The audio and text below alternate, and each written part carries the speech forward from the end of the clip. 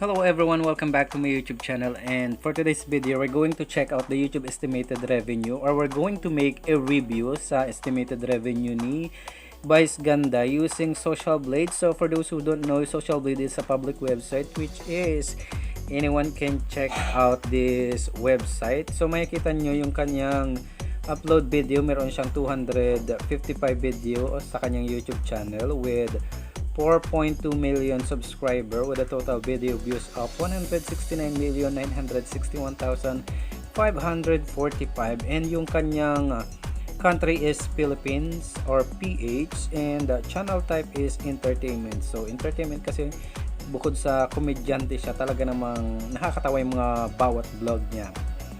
And yung kanyang channel was created March 27, 2014. So makikita nyo dyan, meron siyang 4 badge.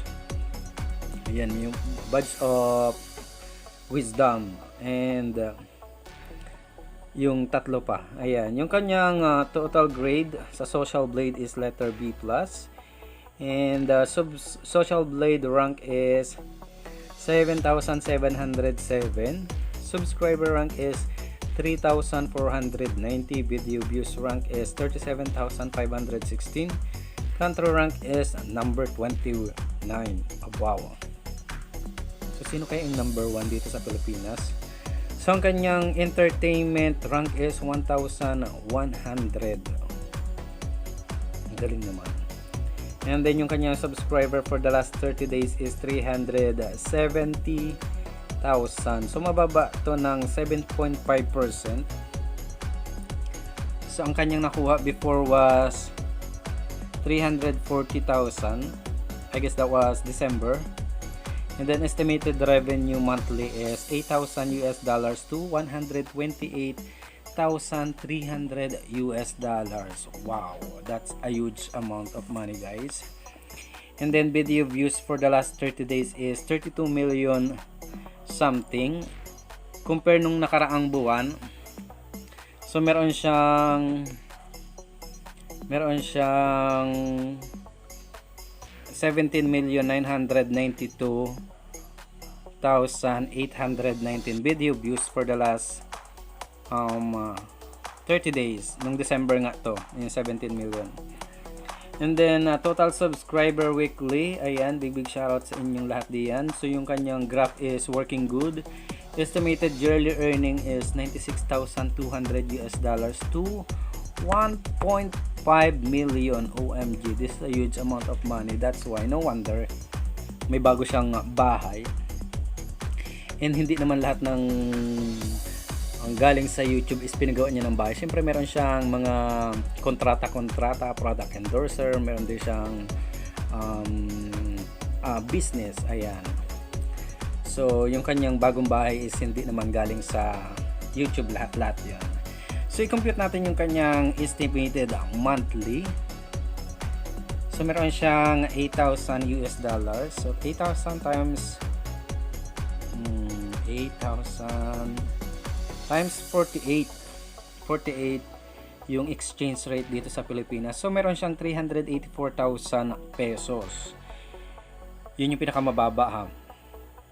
And then i-check natin yung kanyang $128,300 times 48. So meron siyang 6,158,400. Imagine natin ito na ang laki-laki nito, or let's say na 5 million na lang or 4 million yung kanyang nakukuha dito sa kanyang YouTube channel monthly. O malaki na rin yun, di ba? Well, anyway, no wonder famous, ayan. And a celebrity si Ganda, kaya no wonder na ang laki ng kanyang earnings sa kanyang YouTube channel, and pinaghirapan din naman niya ito. Ayan, so i-check natin yung kanyang yearly estimated earnings. So meron siyang $96,200. So meron siyang times 48, so meron siyang 4,617,600. So i-times pa kaya natin tong 1.5 million.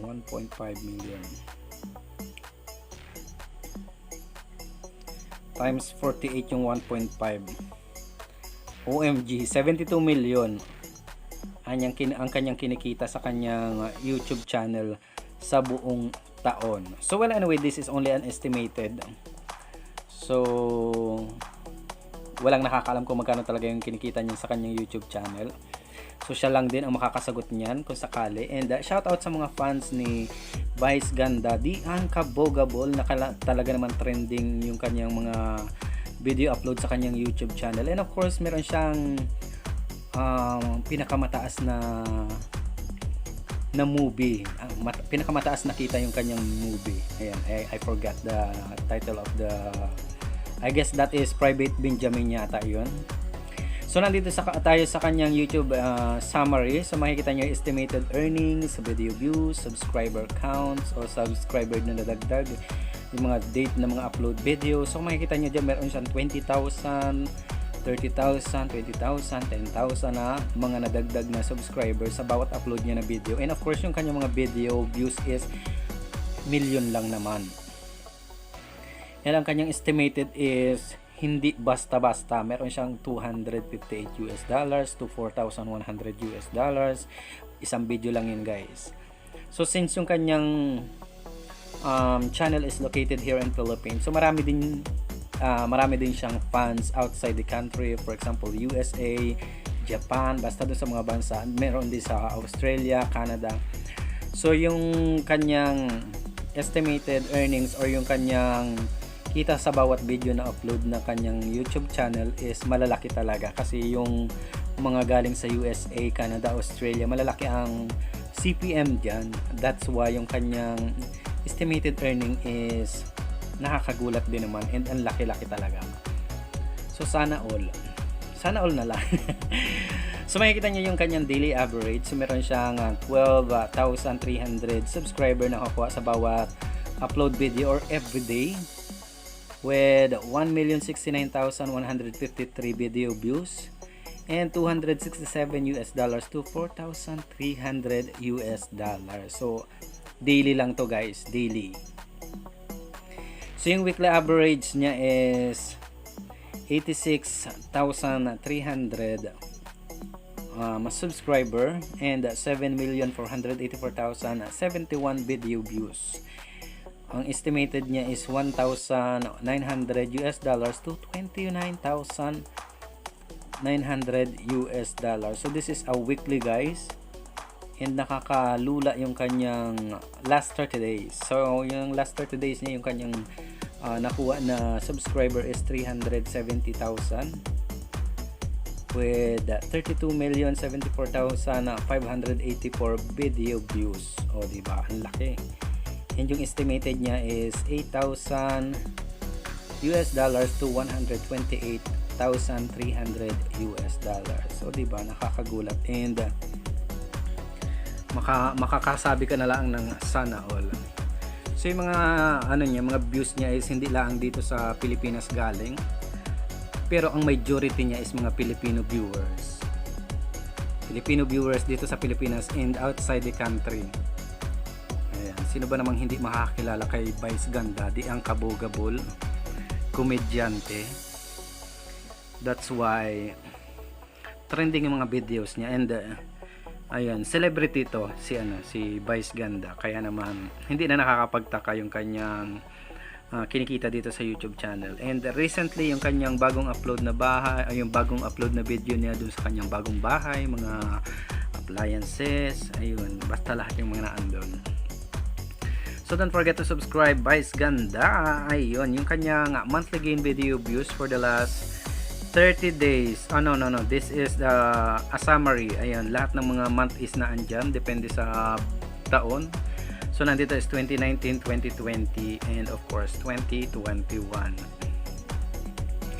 So nung last December is 32 million, and then November is 17 million something. So wala yung January in 2021 pa. So since gine-generate pa, and ano pa lang naman ngayon, January 15 pa lang naman. So ayan yung kanyang mga video views. Yung every dot is there is represent ng mga total video views na nakuha niya sa kanyang YouTube channel bawat buwan.